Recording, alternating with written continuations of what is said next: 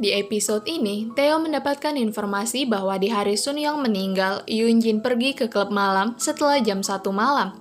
Itu artinya, dari jam 10 malam sampai sebelum jam 1 malam, tak ada yang tahu kemana Yoon Jin pergi. Sementara itu, jam kematian Sun Young yang terekam di jam pintar milik Sun Young telah dimanipulasi. Berdasarkan jam pintar, Sun Young meninggal setelah jam 1 malam. Tapi berdasarkan hasil autopsi, Sun Young meninggal sebelum jam 1 malam. Dan asisten Young Ik yang mendapatkan bantuan untuk mengoperasi anaknya yang sakit dari Jaewon, berpaling dari Young Ik dan membantu Theo serta Jaewon.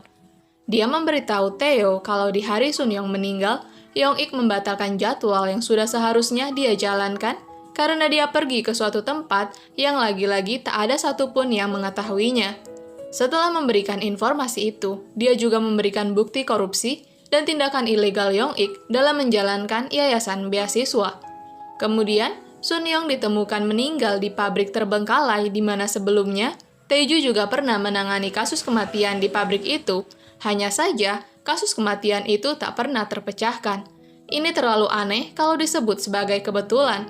Akan lebih masuk akal jika Taeju, Young Ik, dan Yoon Jin adalah 3 orang yang terlibat dalam kematian Sun Young. Beberapa hari kemudian, berita tentang tindakan ilegal dan korupsi Young Ik tersebar di media dan menjadi berita besar. Saat itu Young Ik berusaha menghubungi anggota Dewan Park, tetapi anggota Dewan Park tidak bersedia bertemu dengan Young Ik karena sebelumnya Jaewon menemui anggota Dewan Park dan memberikan semacam dokumen kepada anggota Dewan Park. Tampaknya itulah bukti korupsi yang selama ini dilakukan oleh Young Ik. Hal ini membuat Young Ik ataupun Yoon Jin gemetar. Jaewon semakin berani untuk mengungkap hal-hal yang disembunyikan oleh Yoon Jin dan Young Ik. Yoon Jin pun akhirnya menemui seorang reporter dan memberikan sebuah artikel. Dia bilang kalau itu adalah artikel yang sangat besar. Dia ingin reporter mempublikasikan artikel itu di waktu yang telah ditentukan olehnya. Artikel itu tentu saja adalah artikel yang akan menjatuhkan Jaewon. Sementara itu, Jaewon menemui Young Ik. Young Ik tetap tak mau terlihat goyah di depan Jaewon, walaupun berita tentang tindakan ilegalnya telah tersebar. Oleh karena itu, Jaewon memutar rekaman pembicaraan Yoon Jin dan Young Ik tentang Seungkyu yang jatuh dari atap gedung. Saat itu, Young Ik bilang kalau rekaman itu tidak akan mempengaruhi dia karena bukan Yoon Jin yang mendorong Seungkyu. Jaewon tahu kalau Yoon Jin tak mendorong Seungkyu, tetapi orang-orang tidak akan peduli tentang siapa yang membuat Seungkyu jatuh. Orang-orang hanya akan peduli dengan Young Ik yang menutupi kesalahan Yoon Jin. Young Ik semakin khawatir karena Seungkyu sudah sadarkan diri dan dia sama sekali tak tahu di mana Jaewon menyembunyikan Seungkyu. Di akhir episode ini, Jaewon menjadikan dirinya sebagai umpan. Dia tahu kalau kemarahan Young Ik sudah memuncak, dan dia yakin kalau Young Ik akan menculik dia.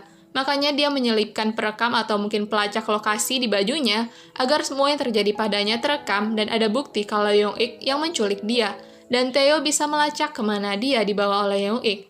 Di preview episode berikutnya, Young Ik sepertinya ingin meminumkan racun kepada Jaewon. Mungkin dia akan membuat Jaewon terlihat bunuh diri dengan meminum racun itu.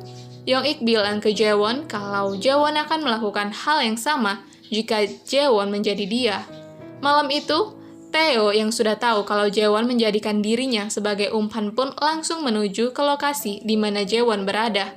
Kemudian, di sini Theo bilang kalau sepertinya orang yang selalu melakukan hal jahat untuk Young Ik adalah murid beasiswa Yayasan Yein. Seperti yang Jaewon pernah katakan, murid yang gagal akan melakukan hal yang jahat untuk Young Ik. Mungkin kini tujuan mereka adalah mencari siapa orang itu, karena orang itu pasti mengetahui semua tindakan kotor Young Ik. Di preview ini juga terlihat rapat sedang berlangsung, dan anggota Dewan Park mengatakan kalau dia mendengar hal-hal yang memalukan baru-baru ini. Dan hal itu adalah hal yang berkaitan dengan Young Ik. Young Ik membela dirinya dengan mengatakan apakah tuduhan terhadap dirinya bisa dibuktikan. Disinilah Jaewon masuk ke ruang rapat untuk menjadi bukti yang hidup.